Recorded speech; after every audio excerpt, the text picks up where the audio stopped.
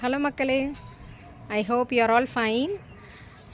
இப்போது நம்ம different types of parenting நம்ம பார்த்துருக்கோம் இல்லை, குழந்தைங்கள எப்படி வளர்க்குறோம் அப்படிங்கிறது. இதில் என்னோடய ஃப்ரெண்டு ஒருத்தவங்களோட பையன் நான் இப்போ பிஹெச்டி பண்ணிகிட்ருக்கான். அவனை வந்து எப்படி வளர்த்தாங்க அப்படிங்கிறத அவங்க எங்கிட்ட ஷேர் பண்ணாங்க.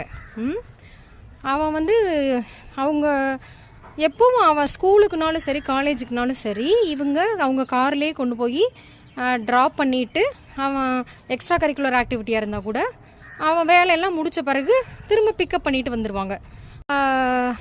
பையனை அவங்க பக்கத்துலேயே வச்சுருந்து, அதாவது அவன் மேலே இருக்கிற ஒரு அதீத ஒரு பாசத்தினால இப்படியே வளர்த்துருக்கான். என்ன டைப் ஆஃப் பேரண்டிங்காக இருந்தாலும் பசங்க கம்ஃபர்டபுளாக இருக்காங்களா அப்படிங்கிறத நம்ம யோசிக்கணும்.